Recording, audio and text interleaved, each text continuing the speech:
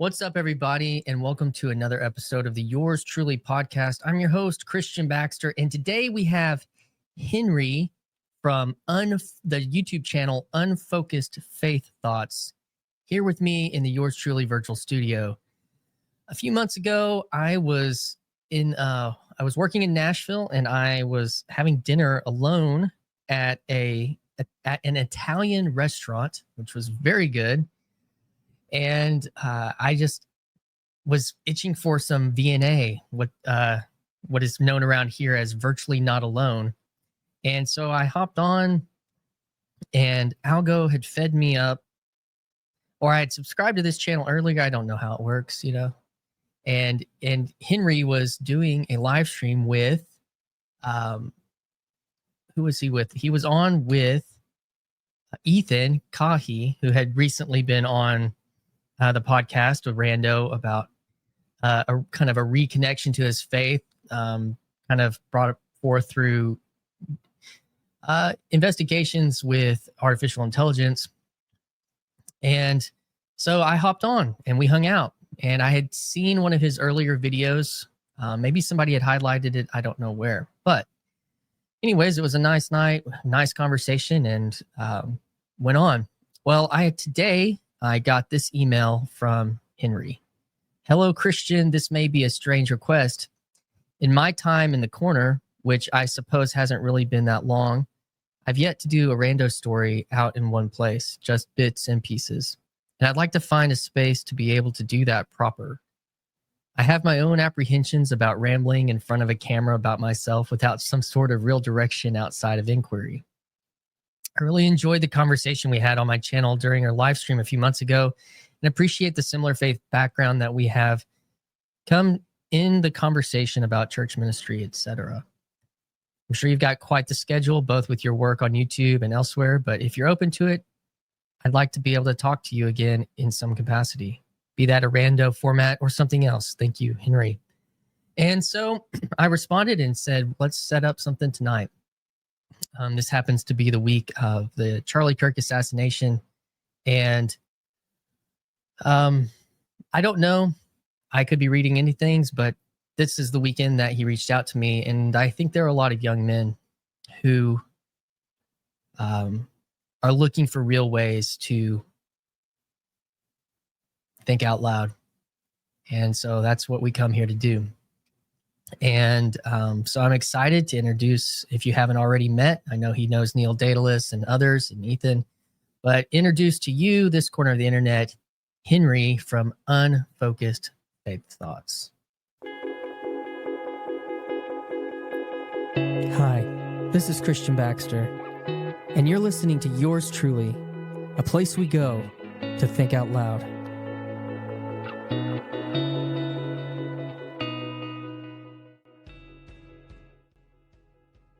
And we're recording. All right, Henry. So I just mentioned the little thing about Charlie Kirk from the intro, and I read your email on the intro as well, just kind of as context for the conversation. I definitely remember. You didn't respond to the email. I said Legos, and I didn't know what to say to that. We could talk about Lego if you want. I write Lego stuff all the time. That was me making sure you knew who I knew who you were, I guess. Yes. Sorry. Yes. Now you were at Midwestuary. I wish. I missed that opportunity. School had started, I think, the week prior, and so I was like, do I forego all of my classroom management for the entire year and ability to build rapport? I am confusing your email with a comment from a Substack post that a guy said that he so I'm sorry, that was off. You're good. But anyway, the digital. Neil almost convinced me to go though in July, maybe earlier than that. So in the email we talked about Rando, and I think that is it's an important part of this digital culture, because many of the things, many of the culture, whatever the ness of this corner of the internet, it has real implications relating to engaging the digital with personally with the person. not as much as possible beyond persona, yet there is persona. Like it's like all these things, you know, and it's like an acknowledgement of that some space in between there. Yeah. And through, you know, this journey that in many ways we'll talk about Jordan Peterson, we'll talk about Paul VanderKlay, but just that as Paul began to kind of develop personal relationships with people in the digital space around an idea or around a set of ideas that were impacting people deeply, it was through these conversations to just get on and talk. And so, you know, I'm just kind of replaying some of the lore around this. And you've got a channel, you've got some videos up, you've had some engagements, you've done some live streaming, like you're playing. Yeah, it's fun. And so, but what's interesting is, you know, there is kind of generally, you know, when I first started on here, some people were saying Baxter's not doing this right. And so, you know, there was like this, he's supposed to go be on Paul and have a rando, and then he's supposed to start a YouTube channel, and then he's, you know, start trying, or I don't know. But, sure. But it is, I think, you know, these pieces, and they're important, and they help, you know, help this thing go out and go forward. So with that, I'm going to start. That's a long preamble, but I just felt like this was a good time to do one. But let's just start, man. Proper Rando asks the magical question, which simply is, Henry, tell us about the home you grew up in, the house you grew up in. Sure. So I grew up in a, I guess like the easiest way to describe it is a very nominal kind of Christian household. My dad comes from a Catholic family, and the rest of the family's got very much rooted in that tradition on his side. And my mother comes from a very, very Baptist, like Southern Baptist kind of vibe. And then technically as well as like the Southern like Methodist, because that's where my mother's mother, my grandmother, comes from as well, like her grandmother, my great grandmother. And so like two very different worlds kind of coming together. But like any kind of involvement in the church that either of them had was before I was born, or like right before I was born. And so that kind of life in the church and participating in it is kind of was non-existent as a kid growing up. I guess it's important to know, because I've been trying to figure out kind of how to get some of this out in the world to communicate it. I was born with some pretty extraneous circumstances, to say the least. That's kind of also defined the faith and kind of the way I view the world. I think I mentioned it briefly the one time I was talking with Ethan ages ago. I don't know how much you want me like to divulge that, or I can too. Go for it, man. It's kind of important to the pathos and to the ethos, I think. Do it. To say the least. So nobody's going to hear this. So it's called cloacal extrophy. It's a congenital defect. So 1 in 250,000 births is the stat. So everything from like the pelvis down in the body was like split open and in half. So the intestinal tract, stomach, colon, bladder, etc., just out of the body in various states of disrepair or malformation, or unable to be formed, or were not formed. And so that was kind of the circumstances which I was born into, and as an oldest child. So I've lived in and out of the hospital a lot of procedures up till probably about 8. It's when I kind of settled down, and then it's just, you know, a history of chronic illness. So that, more than anything now, is kind of what I'm exploring and questioning. But for a long time, that was just kind of, that was it. This was me. This was the norm. My parents raised me very much like, you are you, and you can do whatever you kind of want to do. But there's always kind of this like conscious awareness that there was something different. That's a different kind of discussion for later in the story. But it's like I had that. And my dad, a couple of times recently talking with him, he said, you know, like, I don't go to church and I have anything, but when you were born or like coming into existence, like all the doctors had all these kind of like scary things to say. It's like uncharted territory very much today still. Yeah. He's like, you know, I had a lot of faith that things would be all right. And it was a very different, like, he's never described that the way that like the faith, like what is it in a technical sense, but he always kind of clings to that in a way that my mother has never been transparent about either. He's always been kind of more sensitive to that stuff. So that's kind of the parental growing up I had. Very normal kind of childhood, pretty like middle class kind of deal. Mom was mom at home. So she never worked while I was growing up. That was just her job. Dad was able to do all that without a second income needed. So I didn't have a lot of church influence. I had a couple of VeggieTales cartoons on like VHS. And my grandmother, my mother's mom, she's kind of like a best friend to me, and was, and I guess still is. It's changed now. Kind of like one of the only or the biggest kind of influence in the faith for the longest time. Like was very attached to her. I guess I am differently now, but used to go to Sunday school with her when we were there to visit her. 3, 4, 5 years old, and then like try and bail as soon as we could for big church, because the women's club building that her church was in at the time didn't have like a kids church. They just had the Sunday school, and it was really just like me, I think, and just one of the women with like whatever, some like granola bar was like the breakfast snack, and then like a coloring page, and I don't remember much else from that. So those were occasional trips when we were there with them, and I enjoyed that from what I remember. And doing that, and even just the general nominal household, I've never had like I never had the new atheist or like deconstruction thing of like God isn't real. Like that's never been my concern, and I don't think ever will be. And I think some of that's just nature of my existence as well, and my grandparents' influence. But so yeah, most of my life I grew up quite unchurched. I had a very fun life. Used to go to Disney all the time living in Florida. Oh yeah. Used to do that quite a bit. But I hit middle school. And I think at that time, like middle school is like the time, at least like you lose your innocence in middle school. It's not high school. High school, right. you figure it out. And there's some weird stuff that had come up that was kind of shaken by. And I think at the same time, I was like, oh, I'm a Christian. For whatever reason, I started identifying with that. I'm not going to church. I have no connection to it. I have absolutely nothing. I would call my grandmother and talk to her.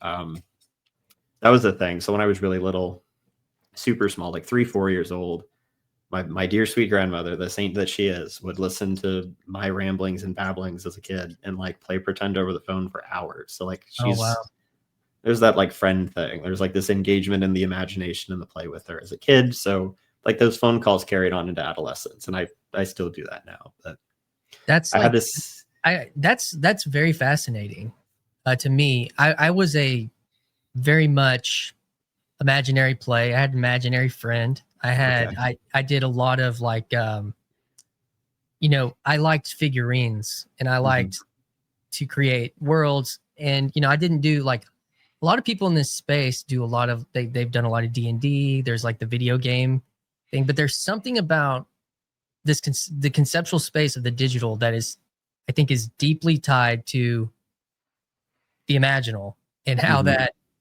plays into this space. I just wanted to say that as you go forward. Yeah. So keep going. That's really fascinating to me. For sure. So there was a lot of that. So like kid interests were like, it was the 2000s. So it was like Toy Story, so like Buzz Lightyear was like a pillar of the childhood. Thomas the Tank Engine, a couple other things. But like that was the play. That was like the imaginary role play did as a kid. And my grandmother would participate to the best of her ability, hundreds of miles away on the phone. Wow. A lot. And it was a common occurrence. So that was really sweet that she had done that for so long. Which is why she's a friend, which is why I'm like probably the one I'm the grandchild. She knows the best. So, nobody else calls her. It's always been me. And that's how you win the points. That's right. If you want to be in the good graces of the boomers of your grandparents, call them. That's true. They like a good phone call. To which I just forgot to call my other grandparent today for their birthday. So, I just failed. After you get done, maybe I can remember to remind you when we're finished. Perhaps. It's a little late for him probably at this hour, but it is what it is. So anyway, side tangent. My grandmother we'd moved to Florida when I was 6 or 7 years old, maybe a little bit younger than that. Then she's 2.5 hours away now instead of, hundreds of miles away. And my mom would attend these like conventions and shows for sales with my dad occasionally. And so then it would be her and my grandfather kind of taking care of us for weekends. And my grandmother at a point was like, well, I can't just watch Charles Stanley and whatever else I was playing in the mornings on a Sunday. Like I want to go somewhere if I'm going to be here frequently enough. So she ended up finding the church that I would call home for all of high school while she was here. And I think I knew a girl from like middle school, high school I used to have a crush on who happened to go there, but my grandmother was the actual invitation. She's like, I'm going to go to church. They have Sunday school. Do you want to go? I was like, sure. Because like, what was I going to do? Say no? I already had the compulsion inside me. I was already trying to make claims that I was a Christian to these, early middle school edgy atheist friends who knew nothing about any of that.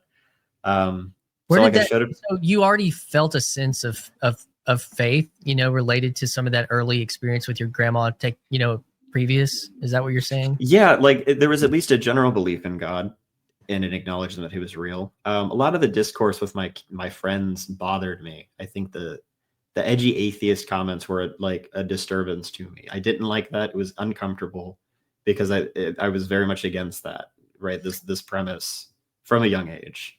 There was definitely a spirit of ridicule that was within that, whatever that is. It's really part of it.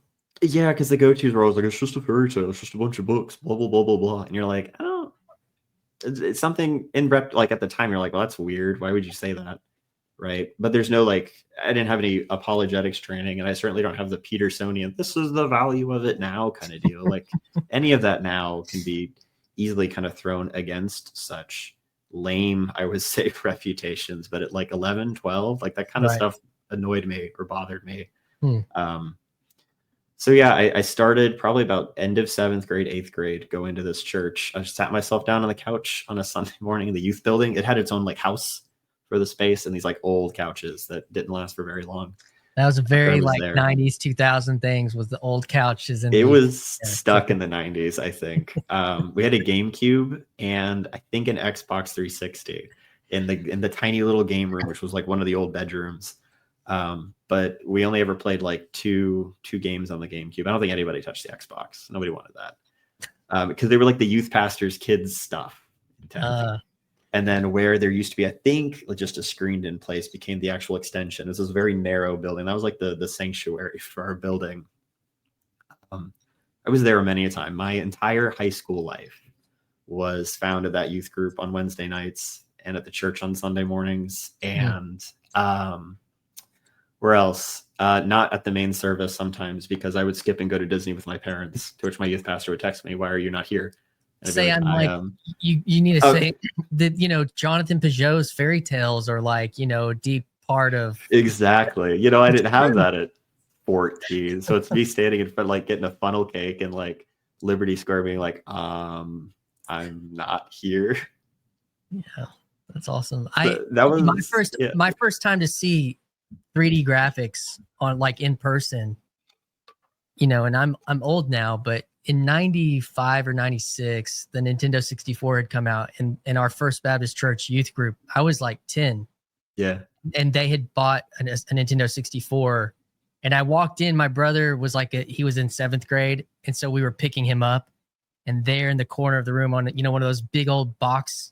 Yes, I had those. The box TV screens. Yes. Yeah. It wasn't even, it was like a projection version. They were playing Super Mario 64, and I was just like, and they were on old couches, awesome. in the youth room. So there's very much like a nest there as well. But I grew up on the PlayStation. And my dad had it in college, and so when we were super little, we had like a bunch of like the kids TV show movie tie-in games from that generation. Yeah. We played the heck out of that. I grew up on that.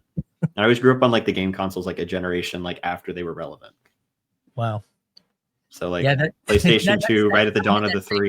Yeah, I had that same pattern. So anyway, that's another tangent. But my high school like social life was defined by the church, and then technically, I guess, the chorus that I was in for 4 years. That's right. We talked about that. We talked about that on your stream. So choir was a big thing for you.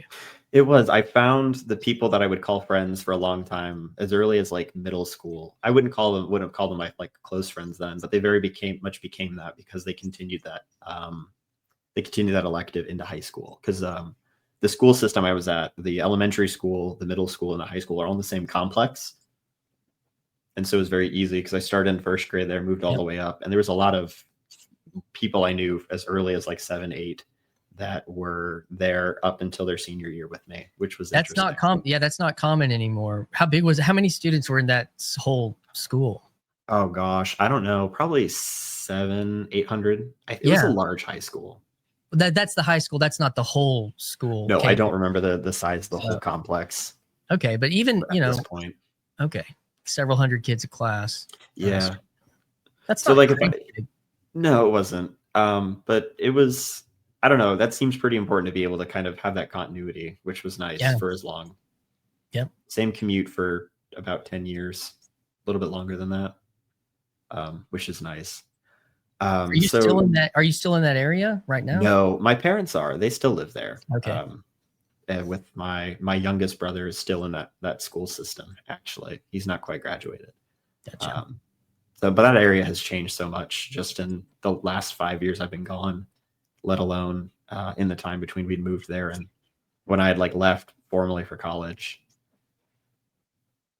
So yeah, it's. So you got into choir. You were going to church. Those were kind of these friendships were made through those.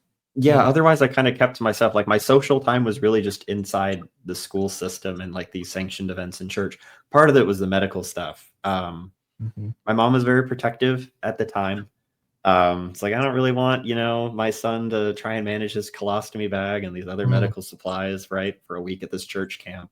I never had the desire to go necessarily either. I think was pretty comfortable. Like, nope, I'll go back to my space. I don't have to, be at somebody else's. So I never did the church camp thing.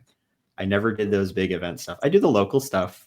One of the fun things I did every year with the church, we had a seafood festival because our church is right along the river on a West Florida side in the South Central area and connects out to the Gulf. So like an estuary. Is that what you're saying? Kind of, yeah. So like yes. So there's like the springs, all the manatees would migrate there during the winter.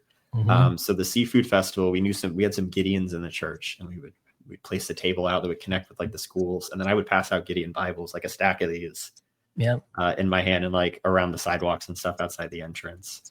That or like help park cars at the church, because on the Saturday we would open the church campus to do donation only for the benevolence fund, and everybody could park on campus there because it was just a quick walk down the sidewalk.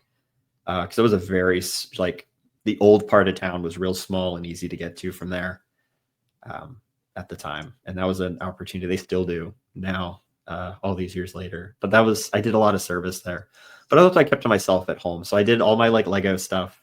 My grandmother, who not only is like my big church influence and friend, she's also was like my Lego dealer for ages, for years. You got anything good, Graham? You got anything good, Grams? Every year it was like Christmas and birthdays. Yeah, that's great. Without fail. I did a lot of that stuff in the hospital too. Oh yeah. I had a major procedure at like 9 years old, so I was out for like a month and change. And me too. I did a lot of that while I was in the hospital. It's a fun hobby to do. It is, until you lose parts under the hospital bed for whatever reason, which has happened. Yeah, I when I was 9, I had a serious lawnmower incident. I almost lost one of my feet. Oh man! And I spent a month in a children's hospital, some big abdominal surgeries, and my uncle, who had a real serious injury as well, when he was in high school, he lost an arm. I think when I was in there, it really affected him. He just sent me boxes like comic books. He sent me remote control cars, and candy. As you well know, there were many days of suffering during that time. But I also remember like enjoying the care and the gifts, those types of things. So, but I was 9 years old when that happened. There's a strange comfort that I find in medical spaces, and at the same time, there's a strange uneasiness about it as well. It's easy. I ended up getting hospitalized over food poisoning recently in the last like 2 years. And I was like, I hate this. I can't leave. But at the same time, this feels natural. Unfortunately, very easy to be in and out for so long. Yeah, makes sense. But one of the other things I think that at least for kids hospitals, I miss that. Being in an adult hospital sucked. The nurses are still great and nice, and like now now I'm 20 something, you can like flirt with them or whatever, I guess. Nice. Not really, but you know, the same values and the same like appeals, even as a kid. Like it's a different kind of fun and a different kind of comfort. That's a tangent. I keep going off, but so like church, I did something to that. You know, you may or may not know that I'm a registered nurse, but like yes, yeah, you did the travel stuff when we first met. Yeah, so the there is a part of, you know, I relate so much to what you're talking about. Like, I mean, I wouldn't have gone into healthcare probably if I hadn't had that accident when I was a kid. Like, you know, deeply impacted me in my relationship to being in the healthcare system, I guess you could say, or hospitals. And there is something like, I wrote a paper in nursing school about what it means to take on the role of being a patient. Like, there's this interesting sociological thing that we do when we put on a gown and we let them stick an IV. Like, it's like this, you know, it's almost like a liturgy, but it's also a role that we there's this interesting relationship that takes place. So anyways, I know that's a little bit of a tangent, but you're hitting on something that I don't ever talk about on the channel. I would love to talk about. We could talk about that if like we get there, but I should probably try and finish this brief story. It's not that long. No, it's all right, man. It can be. We've got plenty of time. Sure. So my life was the church, and while I had kind of a general conceptualization of God, and was in the church, I think it was very much in that Southern Baptist like altar call salvation every week, and that bothered the heck out of me. Like that made me uncomfortable. I didn't know how to respond because I don't know whether it's the meds and the drugs from those years. I'm an emotional person now, but I think at the time it would bother me. Like, you know, my father's a very sentimental man and will like cry at a sad movie, and then my mother will laugh at him because he's so sentimental and then apologize because she appreciates that. But I don't have that. I did not have that. And, you know, when the pastor says, you know, people come up here with tears of joy or blah, blah, blah. And I'm like, I have no emotional response, but I don't want to go to hell because that's scary. Right. I had all this head knowledge, if we want to use that language. But every altar call drove me insane because I was like, well, I understand the necessity, right, of Christ as like savior, right, an agent in my life. And I understand the severity of sin. And I understand these concepts. But nobody for a long time could give me a straight answer about like how to be saved, because it had for the longest time, based on the culture of the church and just the way it was described as like you needed to have a very particular experience. And so I wrestled with that for a long time, and I guess by long time, like early into my being there. So probably about like 8th grade, early 9th grade. So it's like 14, 15, just starting out with this stuff where I was like, I want this, but nobody, like, am I supposed to get like a dream? Do I get like, I used to think that like of a vision, like blazing cross in the sky type stuff of like, now's the time, like do this thing. But exactly. But instead I found myself really frustrated, like laying like at the altar being like, okay, like what am I supposed to do? It bothered me a lot. And I think I think through conversation with a grandmother and my youth pastor and maybe some other people, I think I finally was like, okay, I guess I can just do this. And so like conversion experiences and mine, like the other thing is when they're like, do you remember your salvation? You're like, no. Yep. There came a point where I kind of just decided that this was the life that I was going to lead and the thing in which I would stake, I guess, everything on now. And so I've always been kind of wary of that because I was never had like a drastic kind of conversion experience or emotional experiences. I have them now, I guess, and respond emotionally to things now. But in high school, getting into this, I was like, no, this isn't clicking. This is not something. Am I missing something? And that was a big struggle I had for a long time. Yeah, that is a big struggle, I think, with, I know, people that find themselves in this corner of the internet, having processed a lot of that, I think. So, I mean, so what's, you know, you're in high school, you feel like you have faith. You've had faith for a long time. You don't know when that faith. Sure. You were even given. I mean, the interesting thing about so much of this, I mean, you were given that faith. Like you were handed that faith from a woman, from your grandmother who had that faith too. So it's like, you know, I think that is true. And there are certain ways in which different theological strains, try to, develop a pathway. And that's so much of what that is. But it doesn't always fit every story. It doesn't, it doesn't. And it's something, but it's a way, it's an avenue, it's trying to do something, trying to explain something that sometimes is not really explainable in a certain way. It's interesting. I appreciate the corners, like the testimonies and stuff now where I'm like, yeah, this is good. And it is just this kind of sometimes resignation or general acceptance to this thing that is being brought forth.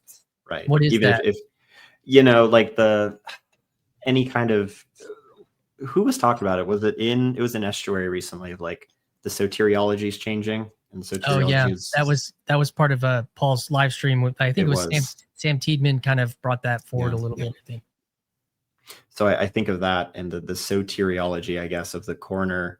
Not that it's appealing and not that I think I would want that, but I think that's more in line with the experience or experiences that I had at the time, which is kind of comforting versus, the boomers and some of the Gen Xers even, right, explaining it in these terms. That's very much kind of the old way or a very charismatic kind of way of going about it. Yeah, it is. It's related to, the kind of revivalism that, it's very much in line with, America's history. And you have, America is so many people, that the type of person that it took to like set out on the, it was probably a religious journey. It would tied, there's all these things for freedom and like the Second Great Awakening, so much of it was about, even like Wesley and they talked about like an actual conversion, like an emotional experience that was a sign of faith. And so, and then that gets played out, that splinters out into, Pentecostalism and charismaticism. And it's also within like, there's different strains, kind of the Baptist Puritan thing too.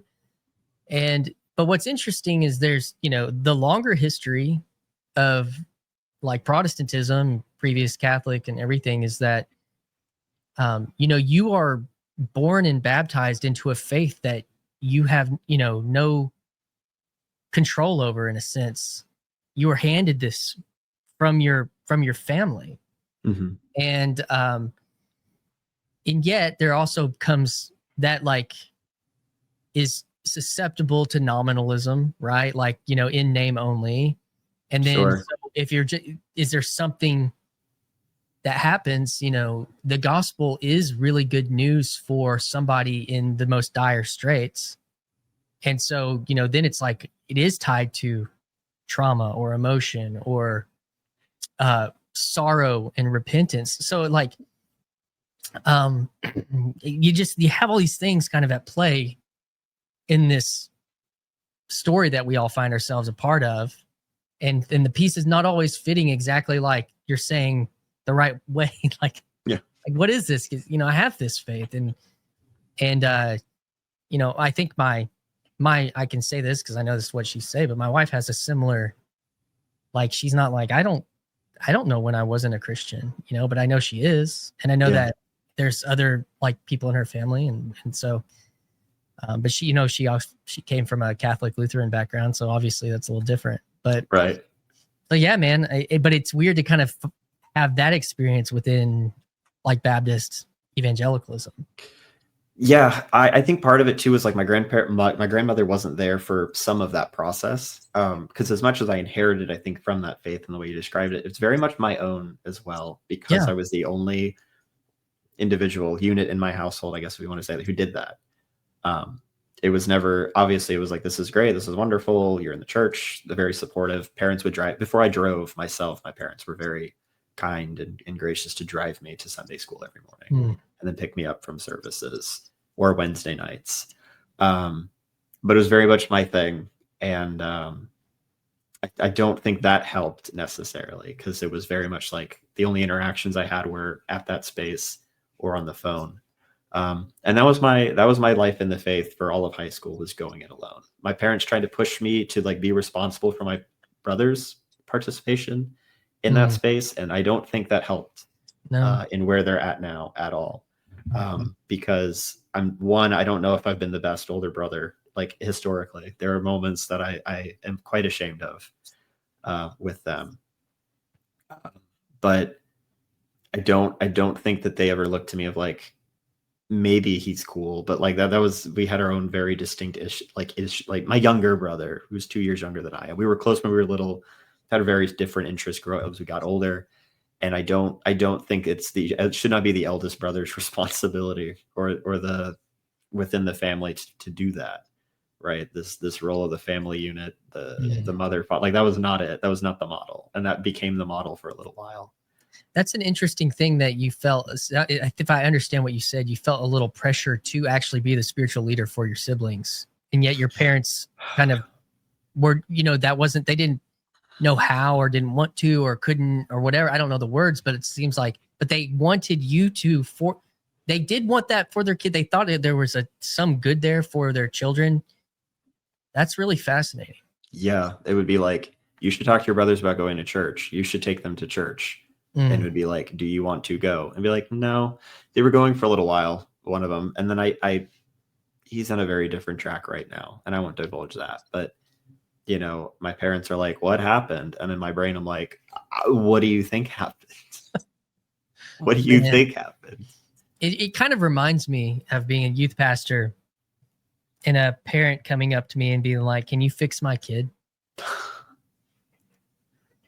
I mean, that was said to me directly. And then, for the boys, it's like, hey, I found my son watching pornography. And you're like, can you fix him? And I'm like, so, like that sounds, I mean, I there's something similar to what you're saying. Sure. That was another thing. Like outsourcing that. Yeah, my parents, and even in some respects, had an issue with that being outsourced. I had that struggle for a while, and my parents, I think my mom at one time was like, "Well, if you're going to be so guilt-ridden about this and can't do anything about this, maybe you should just stop going." And I was like, "You can't say that. Like, you can't do that." So that was interesting too, because the culture and the mentality, about those topics, about pornography and all those things, was very much prevalent in the youth group. Sure, you're in high school. Obviously, and in the age of the internet. Yeah.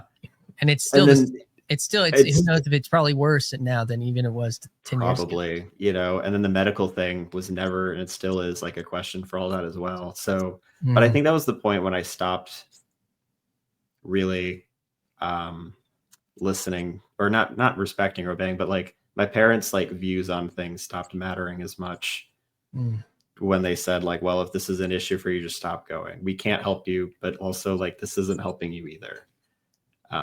And that wasn't helpful. And that was part of that like lone wolf, like, I guess this is my own thing and this is, they will not be of help to me. Wow. So yeah. So like to this day, my parents are like friends. I go and sit at the bar with them, but it's hard to talk to them about anything quite meaningful or particular.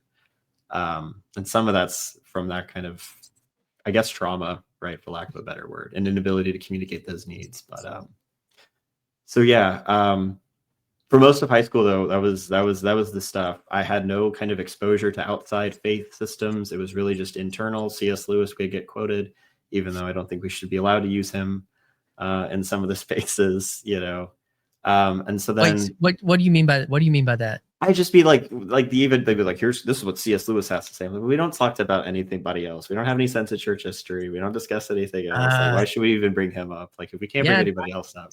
That's really, I mean, I've thought that same thing. I was like, why are we quoting, even if you were quoting these people from Anglican or Catholic faiths, like, why are we, you have on paper, you seem to have like very distinct differences with this person. I don't know, that was sometimes what I would think about that.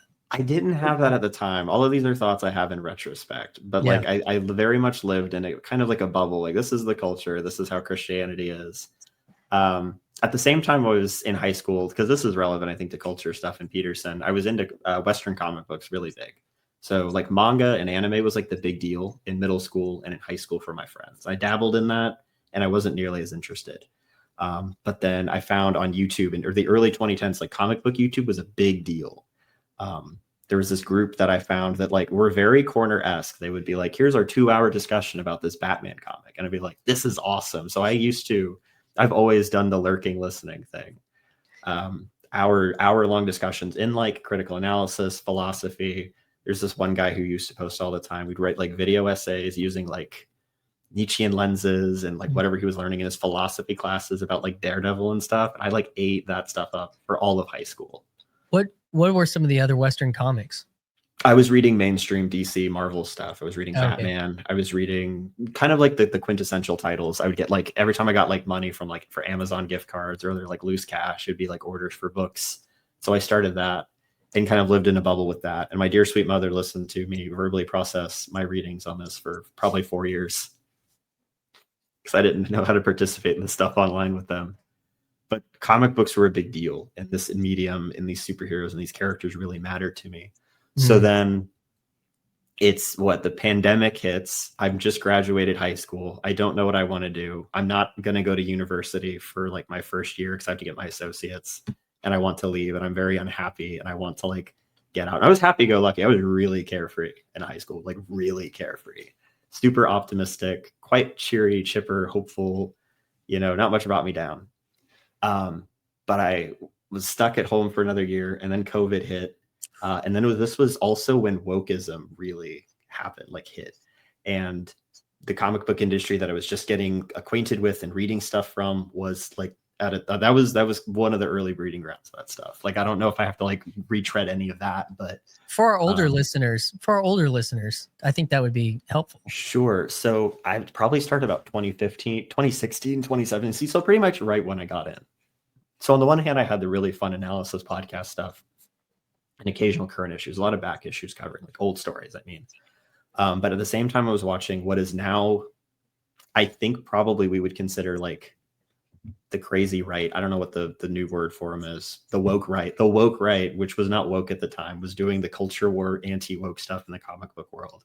And I was listening to them discuss and analyze like SJW, like that was in every title, right? SJW comic creator, like I got a real firsthand look to these commentaries at kind of the world of cancel culture, of what we would have called the wokeism at the time. And that mixed with my dad's like watching Fox News, became a very angry, like anxious, upset about all of this stuff. One, because I think in retrospect, I kind of was watching this interest I was into being more or less destroyed and defaced. And making it difficult to get into that, which was already hard to get into. There was no comic book shops in my area to engage with. Everything was ordered in a bubble. So at the same time, it's being like burned down at this time. And these like very right-wing conservative guys being like, we got to rebuild it. We got to do our Kickstarters and stuff. But I was just admired in that for years. And then COVID hit like right after that too. And so I like blame that era because I'm not nearly as happy-go-lucky or particularly optimistic about anything anymore. Quite jaded, I think. And I think a lot of that had to do with it in my participation in that. How old were you in 2015, 2016? 14, 15. Okay. One of the big pieces in some of my conversations with other Zoomers, was that were a few years older than you. Gamergate was concurrent culture with this comic book stuff. Like I remember hearing Gamergate. I was not in that, or not listening. It was another layer. Like these were like different layers, and I was watching more of like the mainstream YouTube stuff that was happening back then, like Ben Shapiro and Dave Rubin. Like that was like the millennial version, and then Tim Pool. Like that was like that was more like the political. You're still in your late 20s, and then the people that were like in college and younger were like on the Gamergate thing, and then you're like coming in at the comic book thing. It's interesting to see these layers of where people encountered that in a very visceral way. Well, it's weird because the comic book thing was all probably reserved to like Gen X as well, and maybe like young boomers, because that's the problem with I could rant about this, and I should sometime on my own channel. But the problem is the comic book industry in the West never managed to get back to reaching like a younger demographic. It completely lost the plot in like the 80s with like the Watchmen Dark Knight Returns thing. And so I don't think they've ever been able to build like a new young readership, try as they might with the MCU and stuff. Can I ask you about that, because that's curious to me, related to video games in a certain way that I thought, like, if you were, so I'm born in 85 and I get a regular Nintendo in 90 and I'm playing Mario, and then I get a Super Nintendo and I'm a teenager and I'm in the graphic. It's so interesting. It's like the graphics got better, and you could extrapolate this to something like graphic novels as well. Like, there was this adulting happening in both these mediums at the same time. And it was like you're carrying your adult interests into darker, more gritty realities, but you were formed on Super Mario, or you were formed on, Avengers and X-Men or something. And like, but then these things just go more adult, and you're capturing yourself, but you're not capturing a new generation. I don't know if that, and no, that's exactly what happened, I think. And so the only accessible like kids entertainment for that stuff was always like the cartoons, and those kind of died in the 2010s as well with the end of like the action cartoon. Yeah. And so there's been very little for kids of any like particularly like appropriate age to get into. It's kind of a miracle any of my students in the high school I'm at now like want to talk about comic books. Like there's 2 students who bother me all the time. They'll be like, well, did you read this? Did you read this? And I'm like, yeah, like this was the thing. I don't know why you're reading this, because this industry is still not any better than it was 10 years ago. But yeah, it was weird because like all the people I was listening to were Gen Xers at the time, both in like the fun analytical side, and then like the very much like we got to kill, like take the woke out kind of stuff. But yeah, comics never aged down. And so it's a bunch of adults arguing for the fate of this, what should be essentially, this is a different discussion, all ages like aspirational literature, right? If we want to call it that. Which is why manga was so appealing to my friends in high school, I think, and which why it is now, and why it has a growing market still. Oh, so Dragon Ball Z, that's my frame of reference for my age. Like that did appeal down, like it stayed kind of in that, like what you're saying with manga. Okay, that's helpful for me to understand. Yes. So like, and I didn't do that, and I missed that. So now I'm going back reading some of that. And I'm like, oh my gosh, this would have been so much. Like some of the stuff like is really important as aspirational fiction for kids today. And I hope that they're reading it. And I hope they get something out of something like a One Piece or a Naruto or these things that I didn't in high school, because I was reading about these like unhappy boomers, like philosophizing in the 80s off of their really bad philosophies and stuff, out of things like a Watchmen or like a Dark Knight Returns and stuff. Is Airbender part of that? Last Airbender is its own thing. It's one of the last big action cartoons, but that was my generation too. Like age group, that was coming out when I was 5, I think. And I missed that at the time, but I got on it older. So that's probably more in line with manga sensibilities, just because it's directly pulling from that in general. So very fascinating. So that's making your angst. You got your dad's on Fox News. You're hearing the kind of culture wars in the comic book scene, and your optimism you're getting blackpilled. And yeah, I think I am. I was getting blackpilled, and I couldn't leave for university because and you're home because of the pandemic. Yeah, and I didn't want to. And my friends were going places, and I had, I guess, ideas of independence for a time. So I was at community college for a year. So that means I became like a super senior in my youth group and became just like a young adult influence. So I still was there Wednesday nights and was doing stuff for another year. And then the pandemic hit. And I think that was the last time I was particularly political or about anything, because after that was very much done with it all. I think most of my following the black pill comic book culture online was done at that point. Because at that point, all these guys had been making Kickstarters and doing this thing. And once you hear that one comic book has a person of color and somebody who's diverse in it, and that's bad, you've heard it every time for like daily content kind of crap. You get kind of over it. And I think the thing that bothered me the most too was in line of what we've discussed, like has come up this last week. There's a lot of it's not unfamiliar. The responses to Charlie Kirk. That were existing, that nature and that vitriol then in the comic book world for creators from particular groups. And I think that made me the most angry at the time. And if I've ever had like a particular like wrath for anybody and in general, I think those with the nature of the canceling, I guess. I don't know how to describe it. Like that made me angry. That made me very angry and resentful. To kind of just be able to destroy a life over the internet. And the last big kind of great example I think of that happened, I think 2 years ago. And I was like, oh my God, what is this? 2017? Like this was just 2 years ago. Like we shouldn't be still doing this. Like that still makes me angry. Like all of that bothers me a lot. Kind of this. I may have missed something because I was kind of hooked on thinking about Charlie Kirk. Sure. What the wokeism cancel culture, something had come up again in the last couple of years. And I was like, oh man, this just takes me right back to that. Oh, and are you talking about more like on the deep right side? Is that what you're saying? No, it was just within the circles, like post woke comic culture. Somebody got canceled and they like threw it all away because of that. And I was like, this 2017 again? I thought we were past this. And so when somebody here in the corner described wokeisms, like it doesn't have a soteriology, there's no redemption. I was like, that makes sense. Like I finally have language for why this bothers me so much.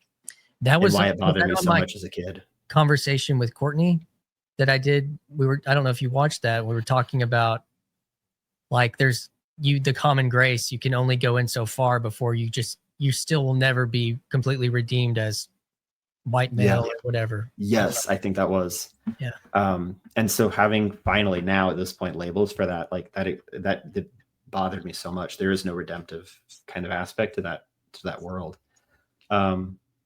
But I think after COVID, I kind of was done with all of that. And I went to university the fall of 2020, right after everything had settled. And I think went crazy over COVID. I was not well, couldn't go to church, like the normal COVID story, right? Like, I don't know. We were both there, man. We were both there, my man. I was helping. I learned how to run live stream tech and do stuff at the church for a little while because we couldn't meet. And so I was one of the few that could be there to help put together a service or a message occasionally. So I learned some tech skills at the time, but I hated it. It's all a blur at this point too. Wow. Then I got to university in Florida. And so like the post-COVID kind of regulations were still sort of in place, but I could go to class. I decided that I would resign myself to education because that was the only skill I had. Oh, side story, in high school, I also did a bunch of children's ministry stuff. Went to a training. I learned how to run a VBS. I did the after school kids like ministry program at the public school. And so in kind of figuring out what do you want to do as an adult, you are 18, you need to make these decisions now. I was like, I guess I'll do education. And so I resigned myself to that for my entirety of college. And so I went to university and I kind of was living in my, not bubble. I've been black-pilled or not black-pilled and been just bothered by all of this. And so then I was living in a very different world in a very liberal kind of space, if we want to use that language even, and that was kind of where I began to live in two worlds. Yeah.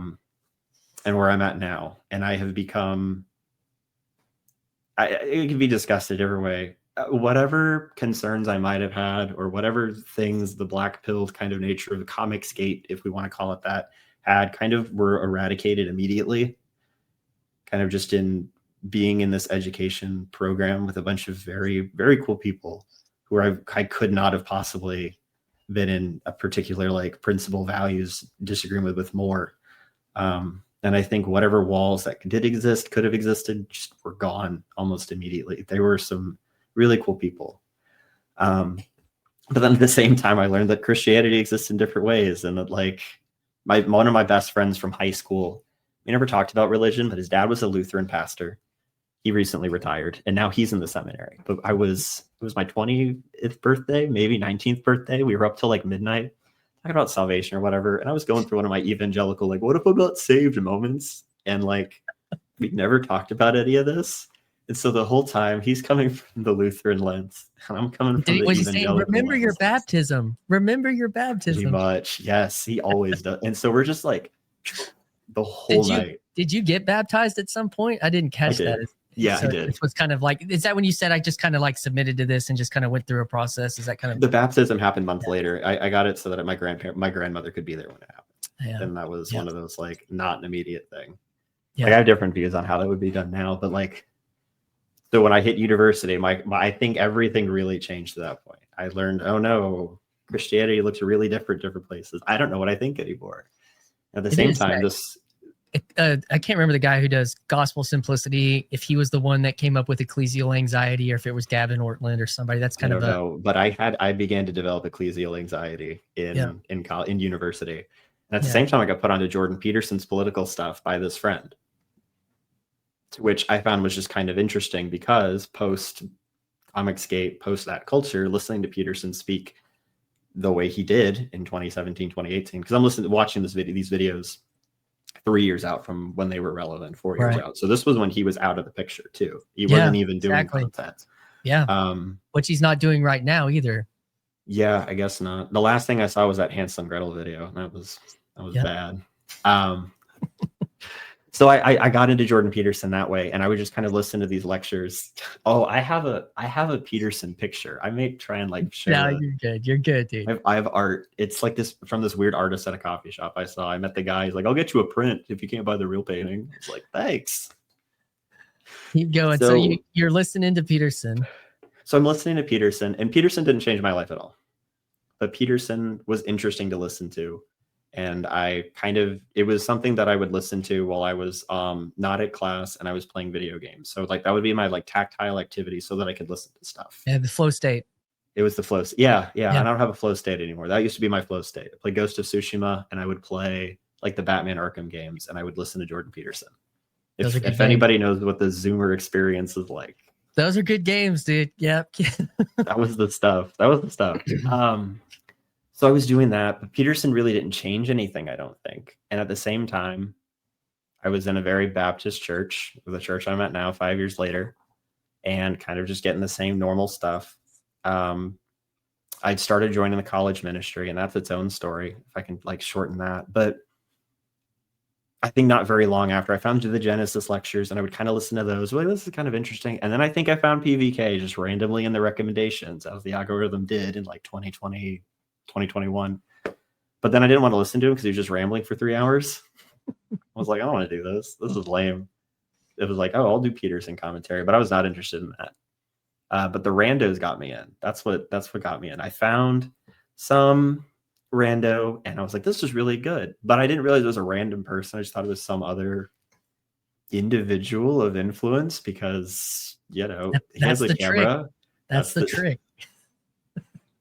So then I just started listening to PVK at some point. I don't remember when it like became what it is now, but that started becoming a regular intake of what I was listening to on the way to work at college, and then like on the way to class or in the downtime. That became the flow state activity, was listening to randos or building with Lego and listening to randos and PVK rambling. So then that became a part of my daily like content diet. Yeah. So put a number on how many PVK randos you've listened to. Oh man, probably not that many. Actually, I probably listened to some randos, but then was still very much like still doing just Peterson lecture political stuff. But it was enough to give you a context for something. There was enough for a context, and there was enough that there's one or two that stick out to me to this day that like I'll send to people and be like, this is a really good conversation. You need to listen to it. Mm-hmm. Which ones? Do you mind? Yeah, I want to try and find it. There's this woman who told this story about her father, I guess, who had like divorced his wife and then like was with this other person, but didn't want to like lose his communion ability to like receive communion in the church. And so they never like had like consummated the marriage or whatever, just so that he could continue to participate in that. And they were talking about like the lengths people go in the faith. It's very early on. And I just remember that one. I think the title was called Bless Me, Father, for I Have Sinned. Like that was like PVK's like clickbaity title for it. Like I send that one to people still, where I'm like, this is the stuff, guys. Wow. It's like, that's the one that comes to mind. That's interesting. To this day. I didn't listen to that many. I listened to a guy from Arkansas, and then I listened to Griz when I was trying to, because I didn't know they existed. And when I was trying to when I came in, I was trying to understand what is all this. Yeah. Chad from Friday Morning Nameless was like, you need to go listen to this rando or this one. And I was like, okay. And it became clear that something was happening. To your point that you made, this is what I picked up on, which is it's smashing hierarchy and then also developing agency. And so like what happens in the digital space that's really interesting is that you thought because PBK had a channel subscription of 15 or 20 at that time, 1,000, that he must be talking to somebody that does something, quote unquote, whatever that means. And that's the hierarchy. Like that's the trick of the hierarchy in what's somebody using their status to talk to somebody that doesn't have any. It's like, this is all supposed to go this way. Yeah. And he's saying it can go both ways. And I really liked that. It blew my mind on that level. And then the other one is agency, of what I think I've seen having done probably, I don't know, 30-ish, 40, of these as well, in a sense, like, is that I see agency when you come and you share a closer version to who you truly are to the World Wide Web, even though, it is and it isn't at the same time, because it's like the chances that this go viral at a 2-hour conversation is very low, right? Sure. But it's like, well, now I'm out here. I'm here. Yeah. Like in a certain way. And then you can, and to the point of all the black pilled wokeism that you kind of talked about, like those go ahead if you need. I'm going to turn the fan on. Okay. Yeah. That's all. I'm good. To the point of the black pill thing that you experienced, or the fear of the freedom of speech, which, might be worth talking about here in a little bit, but like, it's like, I've done that. I've presented the best I can, a very vulnerable, true story about myself to the world. And so I think that's powerful. So, I think that's something that's needed, in this age that we're in the digital space. So there's a little bit of my thesis on that, but keep going. Yeah, absolutely. College was really difficult. University was really hard for me. I'm building a new social network to start from the ground up, essentially, in new territory. I'm an hour away from my parents, which is just enough that they're too far to just show up all the time, but close enough. You're like, oh, I think I'm okay, right? New territory, new church. I'm in ecclesiastical like anxiety. And then I'm in the college ministry and I'm 20 something and I did not date anybody in high school and did none of that. And now I'm in college. That means I can do that, right? That means this is how this works out. And so much of my college was, I'm an anxious wreck because there's black mold in my apartment and I'm going crazy and I'm anxious and depressed and on the edge a lot.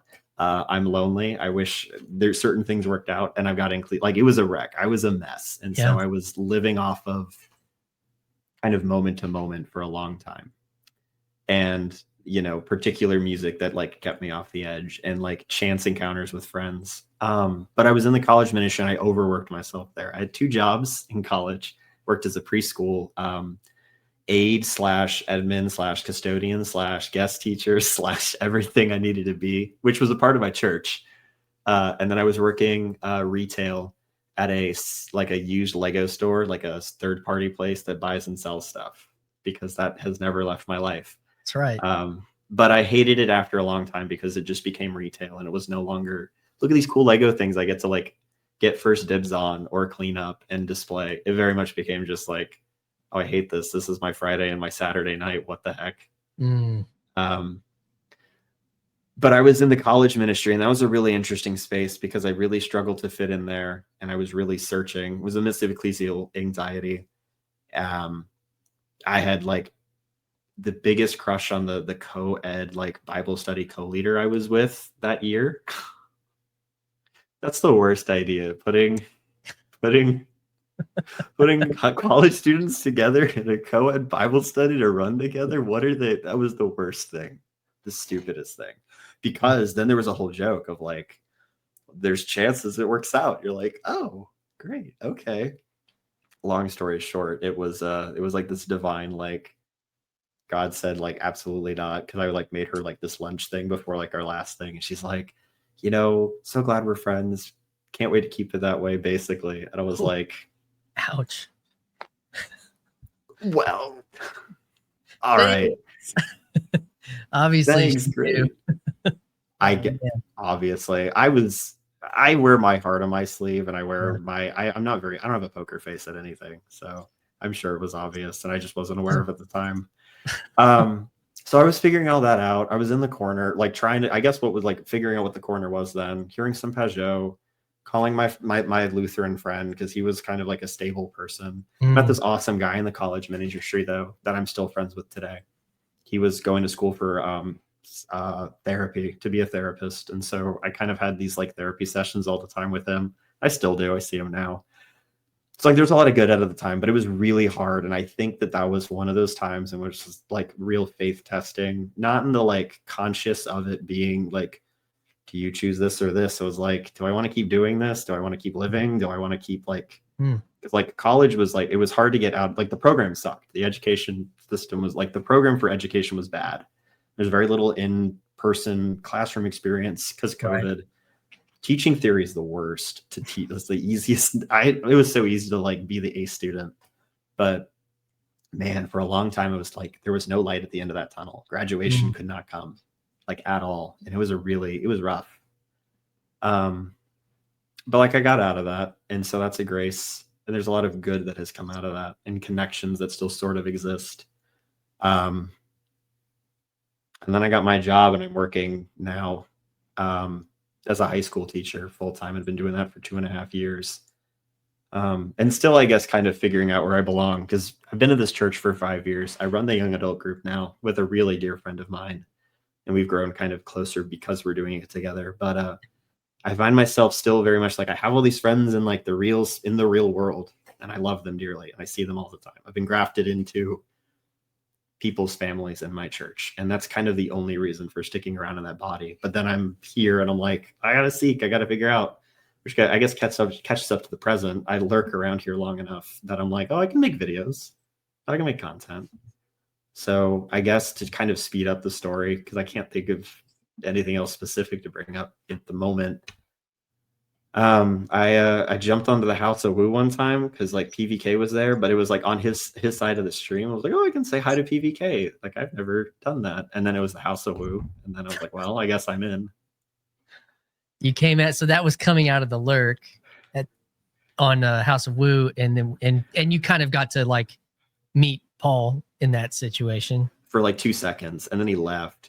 So like every time he's like been on a stream, it's like he's leaving right as I hop on, or I like was on one for like the whole time, and then he showed up right at the end, but I had to go do something else. And I was like, maybe I'm not meant to meet PVK, which is fine because I don't know what I would say to him. Actually, not yet, but you know, I mean, that's what that is. These things have life cycles, and they have there's a guy named Jess. I just was at Midwest Estuary, and one of the panels was of OG Randos was the name of it, and it was like Luke, and it was Jess, and there were some people that don't do anything on the internet anymore. There was who else was on there? I don't know if Kale was on there. Yeah, there was almost 12 people up there, and I was talking to Luke afterwards, and he was like, "Man, that was a total shit show." And I was like, "Dude, it wasn't about that. It wasn't about if you guys had the most profound insights. What I saw was people who had become friends in this space around this person, and basically this whole event's happening large in part because of these people right here in so many ways. They were all leading different things in a lot of different ways. And I was like, this is really more of like a symbol of something more than it was, we're going to like have the best estuary group. It was supposed to be like estuarypros.com or, it was like supposed to be like, but I was like, that's not what I saw. Like I saw something like I saw a symbol or an icon of like a season of something. And this to me is like an example. And I was watching Rigel Thurston's stream. I don't know if you've seen him around, but he does streams on Fridays, the same time as Paul actually. And it's kind of like this thing's going out. And is there a culture? Is there enough culture? Do people understand a culture enough to propagate something real? Yeah. And so, I mean, I definitely see myself trying to honor something, and make space for something that, you know, one of the points I was going to say on that was that Jess, he was one of the guys up there. Used to, Paul would keep a Calendly that people could just like, you know, I still check the Calendly. I'm like, does this work still? Well, I know he's done some recent randos, but I don't know if he's handpicking or if he, you know, I don't know. Sure. But Jess would like always, he tells this story, but Jess would always like pick, you know, he would have multiple conversations. He's like, why are you doing this? Because at some point I won't be able to. Yeah. And which was true. You know, he could see that, you know, if this thing's good, if this is a good, you know, some kind of transcendental good, then that's true. Mm-hmm. So I don't know. That's, you know, I'll be his sloppy seconds, you know, sure. Rando guy, but I'm honored to, I guess you could say that, like getting email like yours was, you know, that's important. So, well, yeah. Neil Daedalus, who's kind of one of my first friends here in the corner, I guess we could say. I love Neil. Shout out to Neil, by the way. He said something even in this video he posted recently of like, you know, when I get on the corner, I kind of find people, you kind of know who you want to reach out to. And I was like, well, Neil's one of them. And I just, in the interactions I've had with you, I'm like, yeah, I think Christian Baxter is the guy to like reach out to, even in some capacity, just to have in like the net that you cast out online and in the real world by which to have networks. And so I really appreciate that.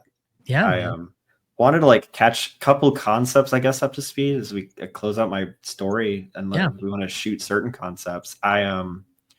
I've always done content creation. So I used to have a Lego YouTube channel back in high school and community college. And then I deleted it when my students found it. And so, which is why my YouTube channel does not have my name, which has it can't be traced back to me as best as I can do it without also then losing any, I guess, authenticity to this. So I used to do that. And so being able to kind of just throw a live stream together and just like hop on has been the most fun thing. So like 8-9-year-old me would have loved what I'm doing. And would have loved the stuff I was doing, even in high school with like a video camera and kind of the Lego I had to be able to create something. And that's what high school me wanted for so long in the comic book world too. I would have loved to have been able to talk comic books with all these people. Not the black pill guys, but the really chill guys who did the fun live streams and reviewed the movies all the time and were really thoughtful about all of it. Have you been able to connect with Matt C on here? No, I've listened to Matt C and stuff, but I've not been able to connect with him. I'm struggling to connect with people in the corner because my job hours don't line up with like a Friday estuary and some of the kind of the main hubs. He's got like I'll try to find it and send you, but he's got a new channel, or he's had it for a while. It's called Scrollers or something like that. And he's doing some kind of like home math TLC because, you know, he's a comic, like, and he's works for, he's done comic book work for Jonathan Peugeot, and he has his own. He has his with God's Dog or God's Dog, and then he's also does Kyrie, Kyrie, and so yeah, I mean, that seems like a natural connection point that I would definitely. But the point you made about this is just something that I would be doing in a sense. It's conceptual, like Legos are like conceptual, imaginal. And then I was talking about playing with, I always like third person gaming and all this kind of stuff. Like for me, very similar. Like this there's a certainness to this. If you come here to play in the sense of not just conversation, but to actually kind of craft or build something, that is, I think, the, that's what's coming. And that's also been one of the biggest lessons I got from Chad. And even in how Grimm runs his channel, is this spirit of play. Now, is there sometimes serious play, or is it maybe move past that sometimes? But like, I wouldn't have 125 videos and conversations if I had approached this as in the same way that you talked about working at the Lego store. If I would have approached this as some kind of like, this has to be perfect and this has to be the exact thing, and this has, but if I've approached it as I have continued to try to, for the most part, I mean, some of that evolves and hopefully appropriately, but like from the spirit of play, I was just able, like PVK said something like, don't edit. And I was like, yep. And in my whole multimedia, like I built this studio for like music covers and Instagram, which is like hyper produced, it was like, don't hyperproduce, like produce but don't hyperproduce. Like I was like, that okay. helped a lot getting into this too, actually. Yes. Was knowing that I didn't have to edit and seeing enough content before I made my own, knowing that it can look as garbage as I want it to be. And be as experimental with I can do whatever I want with my thumbnails and I love it. And if 5 people click on it, 5 people click on it. Or if I accidentally get 300 people to click on my video because I have a Batman and like a One Piece character in the shot and they click on it for 5 seconds, that's just as fun. It's an interesting thing. Like my thumbnail journey is something, you know, my first ones, like I would do a lot of transparency on the people's profile pictures that I would put on. Yeah. Because I was like, we're in the network. I want you to see the network that we're in the network. It was like this kind of creative thing. But as this thing has become a more real podcast, the images became more real. Yeah. And I think symbolically, I was like, that's actually kind of cool. It wasn't like something I was thinking would happen, but you can like look at them and I don't know. So it's like stuff's happening and you don't even know it's happening. Yeah. This is cool. I write for a Lego blog now, and that's my other kind of creative outlet. And I started that a year ago, and that was really easy. Apparently, they just take anybody. And so now I'm a contributing editor, and I write there. But I get kind of thoughtful about my stuff there, which is fun. And so and that satisfies that itch. So there's different ways of like I don't know if you have like different aspects of like hobbies or interests. Like the discourse gets satisfied by contributing in this one capacity in this one space. That makes sense. There's other ones that are not fulfilled, and I find myself still not fulfilled even as I'm figuring out the corner. And even in the church, there's a lot that like I'm figuring out as an individual that I'm like, this hasn't been like the itch hasn't been scratched. I've been seeking and I haven't found yet. So I'm in the midst of that. Do you mean like with church in general? Like, because you mentioned earlier that there was like, well, I love this community, maybe doctrinally or in praxis, I'm kind of questioning and where do I weigh those things? That's kind of a big part of this space. Yeah, that's a part of that. The ties really are just the nature of church fidelity right now and not being a connoisseur, as C.S. Lewis says. And then those with whom are there are like my whole life. And so it's hard to just go somewhere else, right, for some other thing to be satisfied, whether it is a liturgical thing or even just like management of the building and the space, right, that is the body, because it's riddled with problems and there's so many other places, to be, but like in that space, God has like worked through me to create something that I wish I had when I got here and got to this place. And it's hard to just be like, I'm going to go like, yeah, to give what you wish you had been given. Right.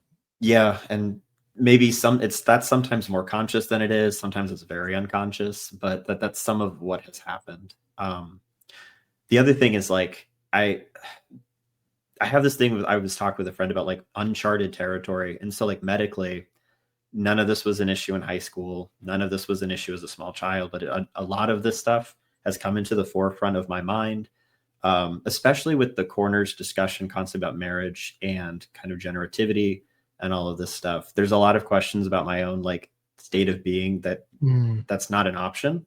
And there's some like place in the world questions where I'm like, maybe currently I have no territory to map that with. There's no way to chart that other than like pioneer style on my own, because the medical groups and the communities are not, it's like going to a Buddhist for advice. You're like, we don't have the same values and standards. I'm not going to go to you for this. Right. At the same time, there's nobody in this other sphere. So like, I don't know, some of that is trying to be, and this is the nature of the corner too, like how much information do you share so that you can like map out territory with other people, and how much goes on like camera, how much goes off camera, how much needs to be kind of televised to create kind of traction about discourse. And so I find myself right now kind of probably at the start of a long journey of like, what am I supposed to do? Where am I supposed to be? Not fitting in is a common theme of my life. I think I didn't fit in right in a lot of respects and at the same time can gel with anybody, but then feel other. Yep. And the kind of Gen Z, like the Zoomer kind of like trad-calf, like like kind of Christian movement right now is like, get married, have kids, do the thing. And like, I don't think I could do that. Like, I don't think I can do that. And so what do I do? And that's a question I have right now, right? And dealing with, not that that needs to be sorted out anytime soon, but it's like maybe the corner is a space by which to figure that out and a place to kind of televise those concerns. Wow. Yeah, that felt like a weird non sequitur, but it was kind of relevant because Brick Nerd had dug up some stuff about like medical representation. One of the Lego things created a character with like a colostomy and some of the stuff, and I was like, this is the greatest thing ever. I've never seen this before. And it kind of brought all that importance and significance back up in this one area, but then it has, you know, ramifications here that nobody can answer. There's a very genuine relationship between what you're talking about with wokeism about representation, right? Mm-hmm. Yeah. And the way that I relate to that is my dad is half Korean, grew up in rural Arkansas where he was like the only person that looked like himself. Yeah. Like he doesn't feel like he's not culturally Asian at all. Like I'm not even sure. but like the first time that he saw Bruce Lee on television, it meant something to him. Yeah. And I haven't had as much of that. Like, you know, a lot more people think I'm Hispanic than they think I'm Asian. Like, do you speak Spanish? And when, you know, I'm a nerd, so like, do you speak Spanish? No. You know, but I'm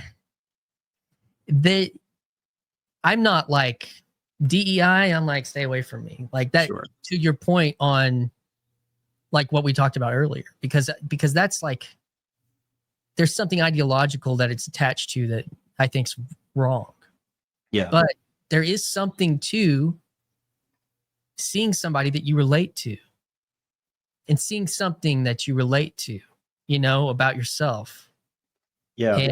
And it's powerful. And so, but it's not something that necessarily should be mandated. It should come from a place of like joyful expression. Yeah. I think what's ironic though, is it is totally DEI coming from like a giant, you know, Lego being a massive, largest toy company. Yeah, and at the same time. Yes, I think that's interesting. And it feels weird kind of, because I think those questions of like wokeism at the time being exposed to that, when this like, it just this one character and this one thing came up and I was like, oh, I get it now. You know, like 8 years ago, 9 years ago, I guess that long, when this was a thing, when what is now the woke right was fighting to keep this ideology at bay. You're like, yeah, we don't need this. I'm like, oh, I get why we were doing this at the time. Right. And so that sensitivity to some of that has come up since then, in the time of college, in the time in these very different worlds. And even in the corner, it's hard to have nuance, I feel like, outside of these spaces, in these two worlds. Well, sometimes it's hard to have it here. Yeah, fair enough. So the like post kind of Charlie Kirk thing too, I listened to my friends lament, and it, you know, I feel for them more than I have my own views on the situation. And at the same time, I'm living in a very different world. My coworkers and like the colleagues that I have are very much on the other end and have been, and I'm cognizant of that. So living in this liminal space between these two worlds creates, at least for me, a kind of dissonance, because sometimes I find myself being like, where do I stand on this? Does it matter that I stand anywhere? Is it better to be, as my friend describes me, the Nick Carraway of like all these situations, kind of a listening piece, or piece by which to speak to, right? In these different spaces. I don't know. There's something to that as well. I think, or at least I'm figuring out. I don't know if that makes sense. No, I mean, there's something even related, I mean, symbolically related to your very origin that I hear related to that. Just like, I don't know if that makes sense. I think it does. I can't fit in one space. I can't fit in another, but I can participate. I can participate in a lot of spaces as somebody to something, I feel like. Yeah. And that's a hard place to be. I mean, I relate to that in a lot of ways.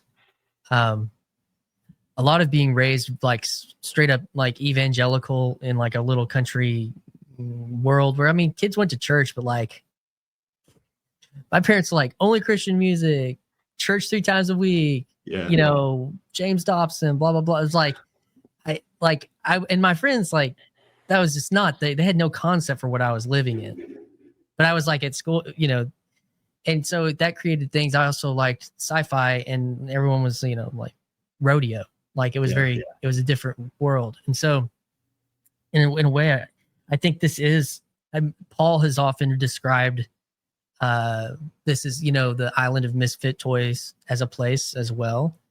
But what's interesting about that, I think, and even in that cartoon, or that there's like a superpower that comes from that. And you even see that represented in Toy Story, and when Woody gets left at what's the guy's name's house? The neighbor. He gets left at Sid's house, and all the misfits come together. They rally with him to, and they have these special things that actually like allow them to help him, you know, and so I think that is interesting. And the other piece about what you're talking about, like, you know, I've got a friend in this corner. He had in his rando with Paul, like he talked about being asexual. He's married. And like, you know, that's it. He has his own tensions though with this space at times. And you know, he says he retires from the corner, and then I'll see him in a comment, or you know, we text and stuff. So it's an interesting, and he you know, he'll read my thing and that I do something. And, but yeah, I think that's real. And it is, it's a challenge. But I think that's important. You know, I think one of the things that, here's what I would say about it. And my person I've had a couple of conversations with in this space is a guy named Ross Bird. And he is, he wrote a piece called Parish Manifesto, which is a great vision for, you know, the future of the church. But I was in another corner of the internet, and a guy named Cadell Last, who runs this thing called Philosophy Portal, he runs his own kind of corner social space, and he invited me to come on and talk about TLC, this little corner of the internet. And I was like, okay. Did like a 4-week series with them, and I invited Ross to come on because Ross had such like a kind of a high level like participation with Peugeot and some Peterson and kind of what in the church. And I say this because he clarified something for me. And I know you may have come across this with Peugeot, but like, I think one of the things that we related to postmodernism that we have found ourselves in related to something like DEI, like diversity, equity, and inclusion, is it's a flattening. I mean, it is that there aren't like if you have a bell curve, it's like there is no bell curve. No, yeah. It says it doesn't exist. And so like Peugeot, when he talks about like, I mean, even the transcendentals, or like something like Platonic, like in that we would say something like normative, something in like a liturgy this is a normal liturgy, but sometimes there's Easter liturgy, and sometimes there's Christmas, and sometimes there's the baptism, or like, so these other things, but it's like not every Sunday is this, but you kind of get that in a sense too in the evangelical space, where there's not contour and there's not like high and low. It's like every day's Easter, every day's Christmas, like every day is this, you know. And so what happens is like, you know, can you remind me of the name of the genetic so like cloacal extrophy, or like broadly OEIS, I guess is the term, if we really want to go that way. So DEI would say cloacal estimate, like it would say that this is, we have to, like, you know, we need a person in every movie that has that. Sure. Actually, mine doesn't even have it. It would just be another term, because like the treatments for it are similar, and the external appearance would be like, I'm not actually even on the list. It would be somebody else's. I'm getting my representation from somebody who's not even with that condition. And so the point is, like, that's not possible. And that doesn't represent reality in a certain way, but it is part of reality. Yeah. And you're an important person. And this, like like my dad being the only Asian person in a town of 10,000 people, like he did not represent the, it's like, oh, we need to have Nick on every club, in every club. It's like, that's not reality, but it is a part of reality. And so I think there's something to all of that. And it's not, and it's in this where the reaction is, well, let's take the farthest margins and put them at the top of the ideal. And it's like, and it, not that anybody that has something marginal about them doesn't need care or isn't a part, but it is, it's just not the bell curve. Right. And so that's how I kind of see that. I don't know if that's helpful or is part of this conversation. Hopefully it wasn't offensive. I don't. My students say I'm not offended by anything. I feel like everything rolls off, and I'm not. Nothing there was okay. That's what I was kidding. No, you're good. No, I'm listening to my neighbors just. No, I think the other thing too with maybe the nature of the condition is it's not even a particularly visible one. And so when you do have the bell curve, it's missed. And so it's also not relevant to most of life or to discourse in life. I don't know if that makes sense, but whereas many of the higher things that fall into the bell curve now, right, whatever it might be, sexuality, race, etc., like those are very apparent, right? And so like the hidden representation where you're like, okay, what do you do with that? How does that fit kind of into this puzzle of like, how do you map that out, right? We've begun to figure out how to map the territory with this kind of group or this kind of group. This one is so niche and so small. It's like the people that I can map it out with don't know them. There's not a corner like space for them. And so surely the ethics and the principles of the Christian space or the corner Christian adjacent space, right, can help map that stuff out, right? Maybe transferring it because there's nothing there to kind of actually meet it. Like this stuff has never defined me either, like insofar as like hindrance, access to things, etc. But it's very apparent and demands now attention in a very particular way spiritually. And then trajectory for like kind of, if not vocation, which I think some of that might also set the pace, but also like relationally, like generation, like familial wise. And that's now becoming very prescient. And I think the corners helped make that more prescient.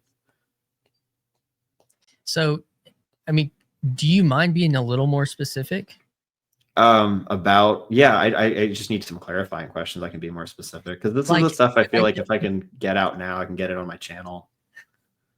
Yeah, and you can put this over there too. But so are you talking about marriage in particular or relationship with women or men, like or like what, like I mean like marriage, relational with like women and stuff like that all is a big, who knows what that is, who knows what the ethics and like the implications of that are related to how you were born. Is that that right?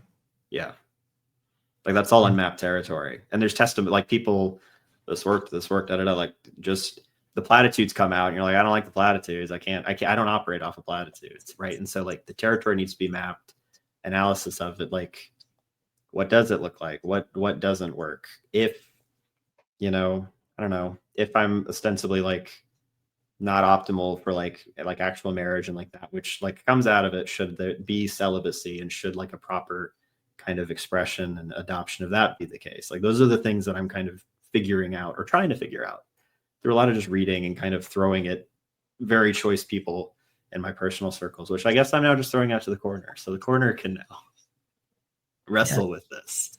What do you do if generativity is not on the table as like participation of that? If you can't participate in that way, what's the alternative to like Jordan Hall's call to action from his tweet? What is the alternative to, what the corner's ideal, I think, or what the kind of current Christian movement wants? If you can't meet it, what do you do?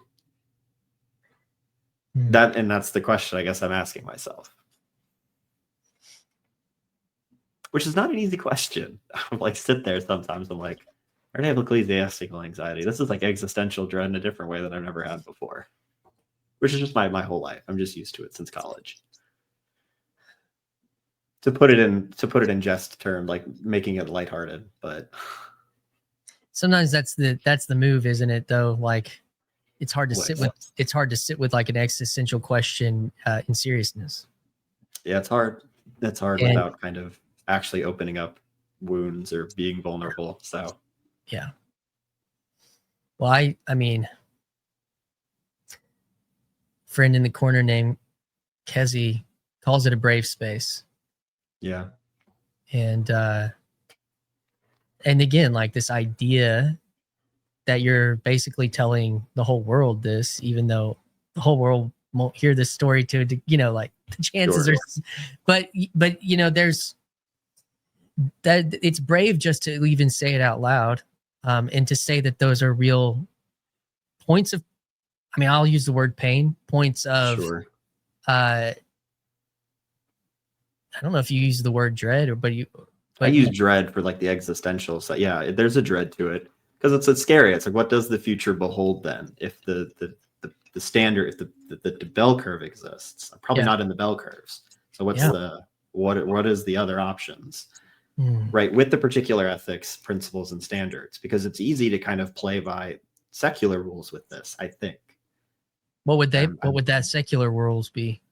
I think it is just kind of like whatever you can do to accommodate yourself, or whatever you can do to make yourself like, and that's kind of, I think, the mantra, or it's just the like, it's an inward, it's go inward.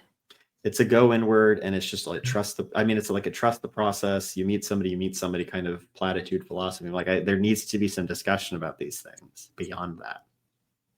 Well, I can point you to a rando, sure, of somebody that I've already mentioned, that it's not the same thing, but was wrestled, I would think, with a similar question.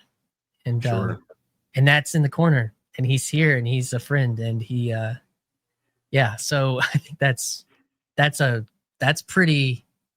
I mean, I can tell you. I mean, it's well, because he said it on it, but CW Weeks, he's got a rando. I know CW. I've heard of CW at least. So you know that's in his rando. I feel like I can say that because it's out for the world, you know. Right. And so and it was brave. It took courage for him to share that story. And so I don't, you know, I'm. You know, I've got 2.5 kids and a dog and a cat. Is that what it is? You know, so I'm very much in that. I don't know. Is that my friends have that, and that's what bothers me. Not that they have it, but like you participate in that world, and you're like, yes. And so, yeah, like I don't want to offer more than what I already have, I guess, and but just to offer you a place to think out loud about it. Yeah, I appreciate that, because I was not going to do this on my own camera. So I appreciate the audience for that. Or, you know, if anybody wants to just talk comic books and like, well, hopefully Comicsgate, I guess I can do that too. There's that. Hopefully Matt C will bump this over to him and nudge him towards it, and nudge him towards your channel too. Cause I mean, it's really cool. That's one of the cool things. It's just like in this digital reality is like the web that you were talking about earlier, like the network web that, you know, it's actually my whole like kind of meme. It's all blurred out for the podcast, but you know, like that's the reality. It's like, oh, well, this and this and this and there. Oh, check, you know, like that's powerful. And it's something that I don't know what the difference between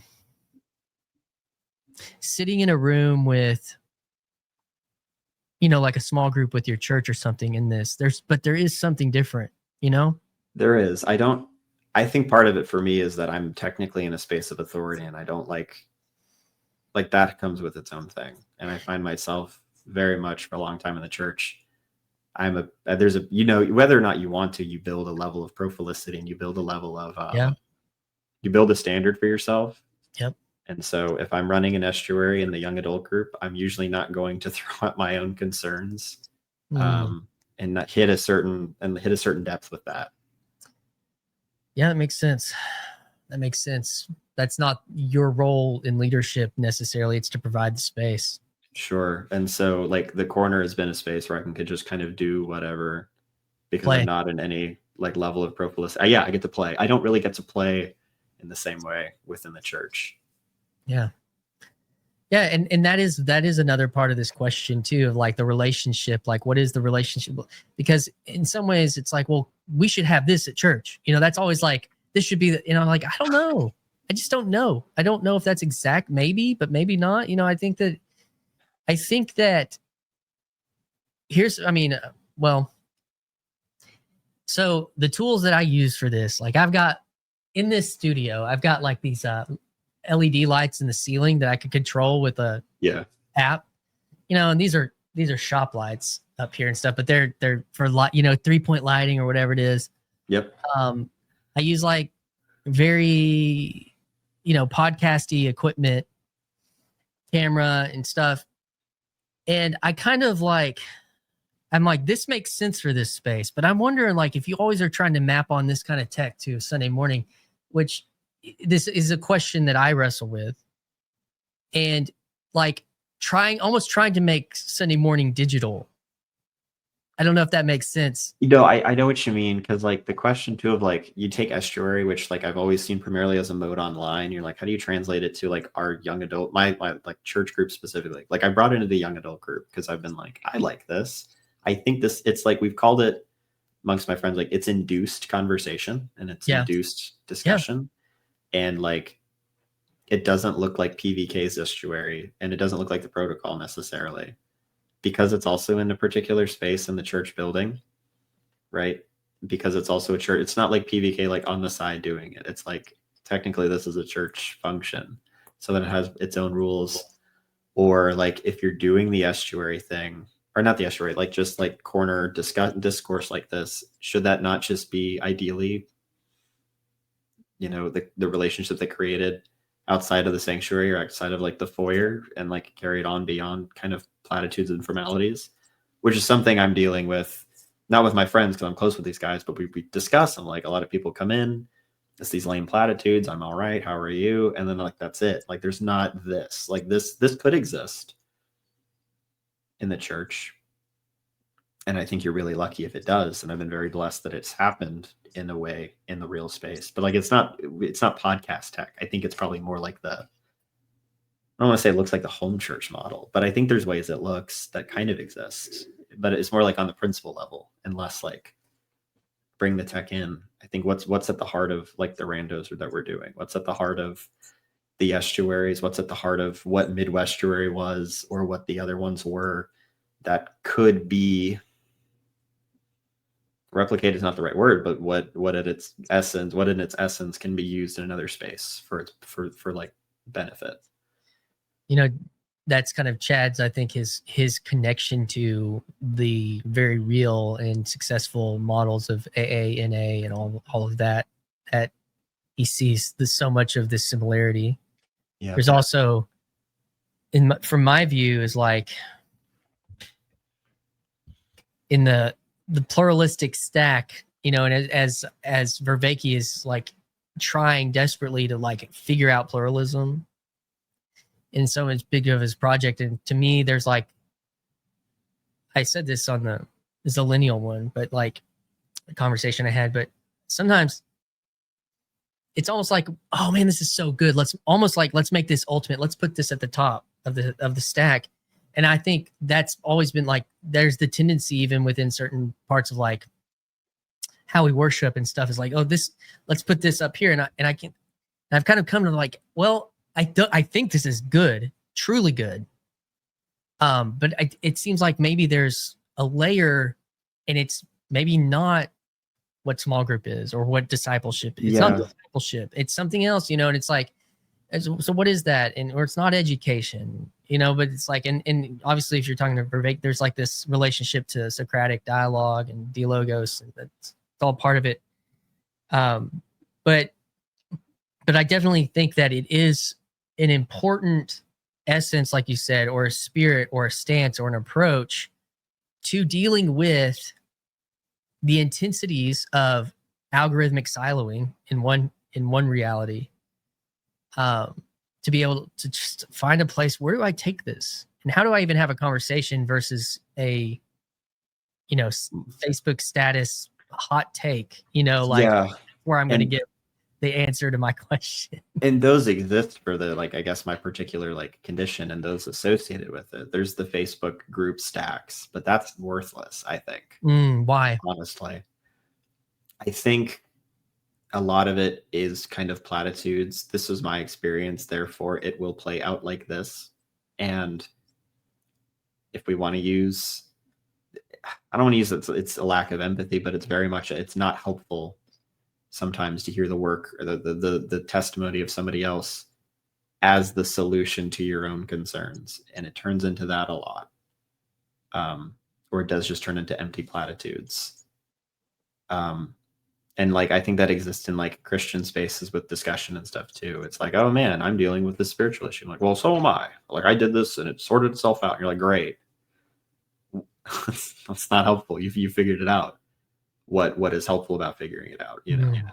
And so, and again, I think some of the concerns with like the nature of discourse or what you bring up, like how do you chart the territory that's not exclusive to a particular like issue, dilemma. It's pretty universal in like maybe how to handle it, right? How do you find people to map onto? What are the resources, right? What do you do and what do you not do? It sounds like you're on a journey, man. I'm always on a journey. I feel like I text my friend today. And I say that dead serious. I mean, like it's a quest, man. And like, you know, no one can give you the answer to that other than, you know, our something ultimate regarding to our relationship with the highest.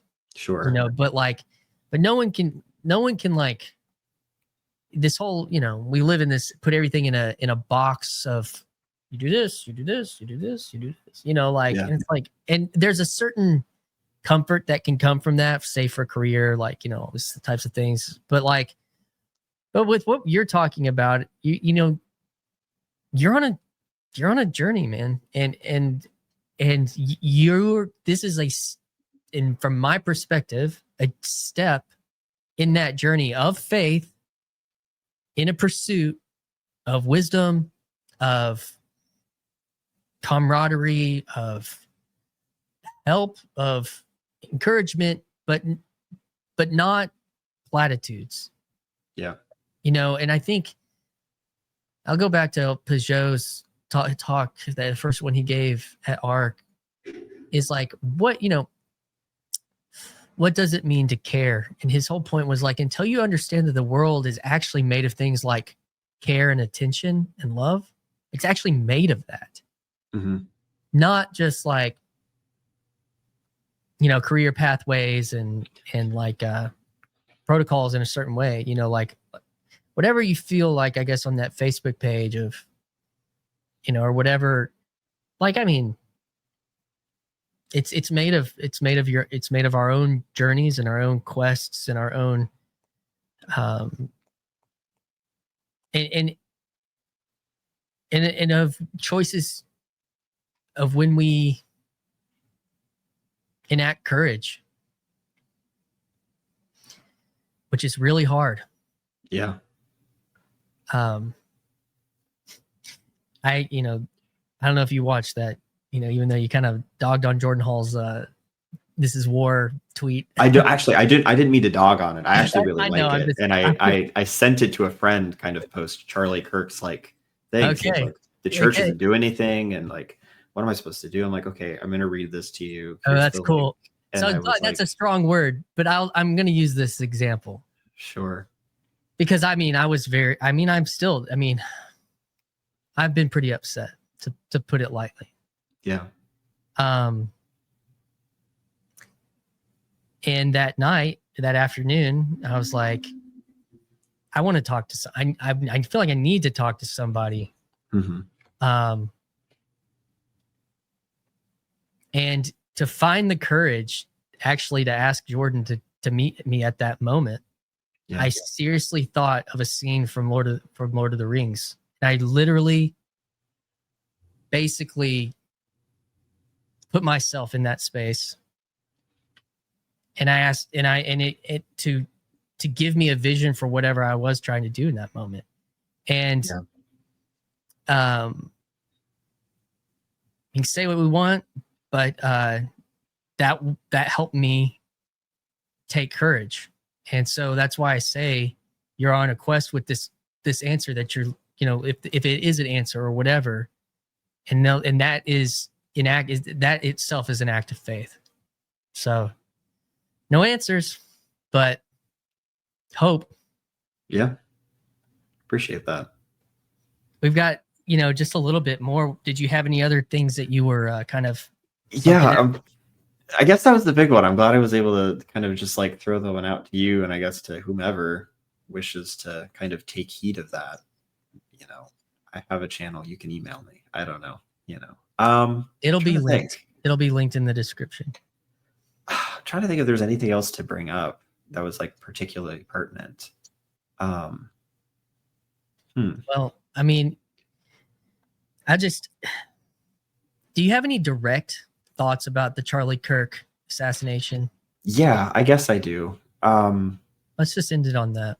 Sure, we can. I think I was sick from work when it happened. I was laying on the couch from dying from who knows what for that day. I decided I couldn't go in. And my friends in real time messaged me. He's been shot. I don't know, an hour later, he's dead. And I was like, I kind of dissociated in the moment. And they kind of went on and reflected. And I don't think it really hit until the next day when I was at work and saw the footage from over like a student's video on their shoulder. And I was like, okay. I think part of what's unfortunate is, to say the least, it feels like in some respects the beginning, if not part of like the death of public forum in discourse.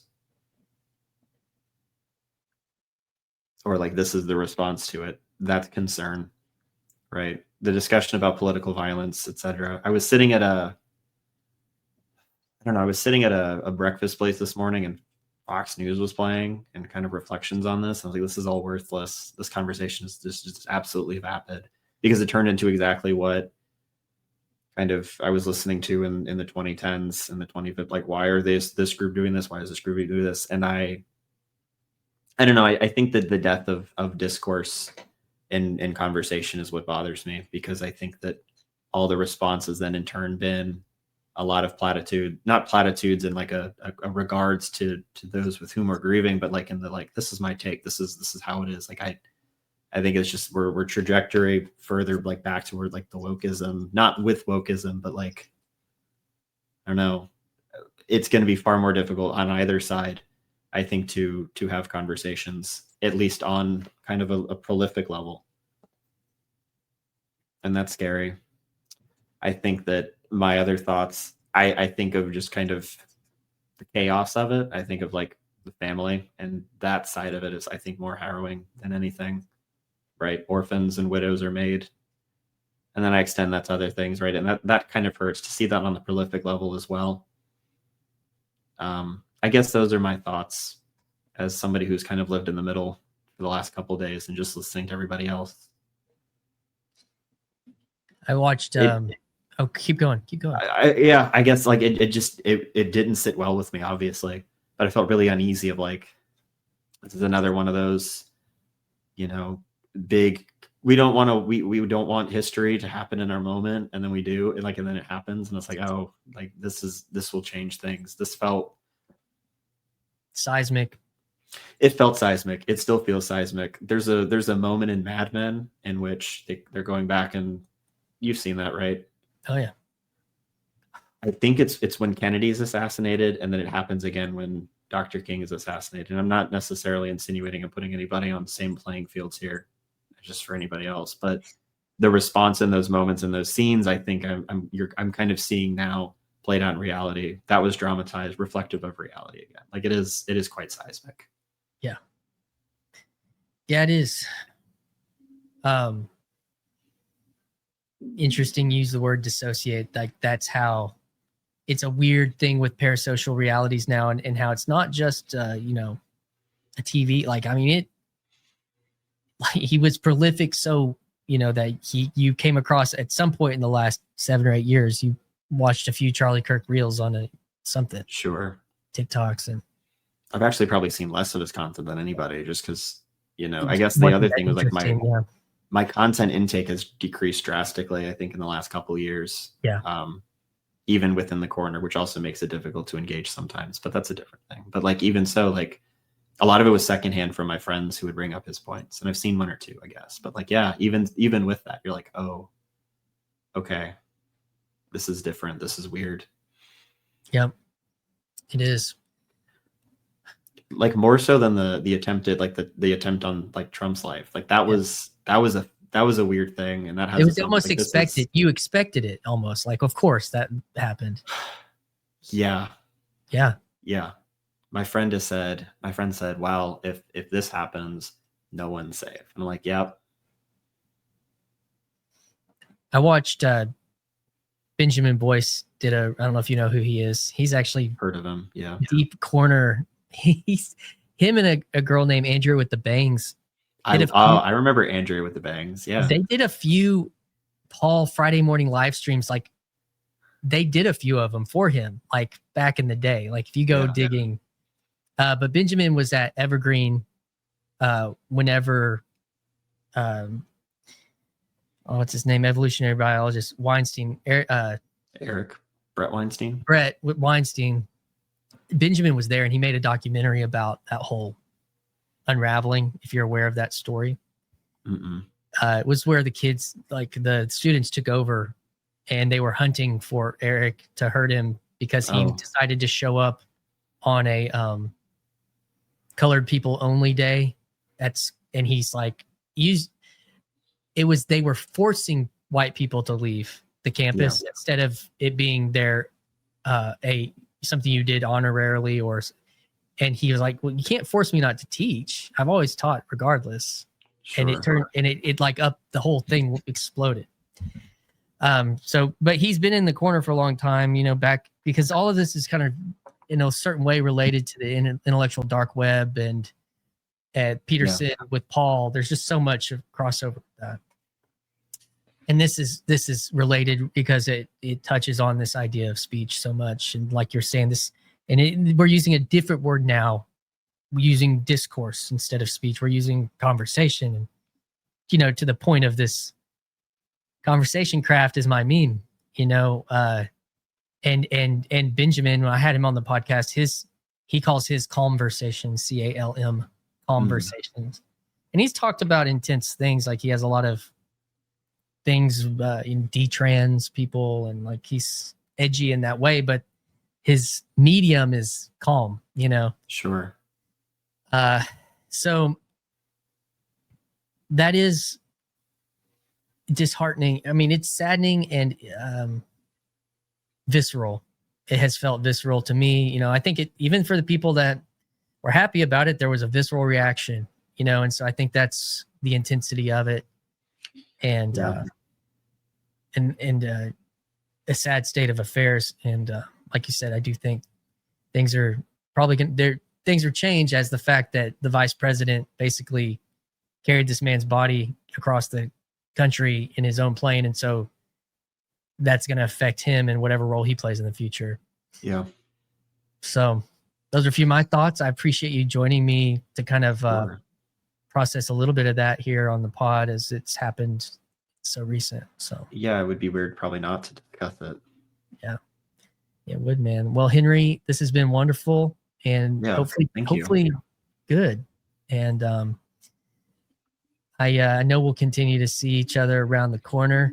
And everybody, his channel, remind me of the name. I said in the intro, but it's Confused Thought. What is it called? It's Unfocused Thoughts on the Faith. Unfocused. But what's the handle? It's at Unfocused Faith Thoughts. At Unfocused Faith Thoughts. It's down in the description. He's done some live streams. He's done some of his own commentary videos, which Paul asked people to do more of, by the way. So yes, he did say that. I will try. I don't watch as much though, and then when I do, it's like I'm going to comment on a PVK commenting on this, but I watched it on the Apple Podcast, so I don't remember the timestamps. So like, I'm screwed. I don't think I'll be able to do the commentaries well. All right, man. Well, thanks again. Thank you so much. Hi, this is Christian Baxter, and you're listening to Yours Truly, a place we go to think out loud.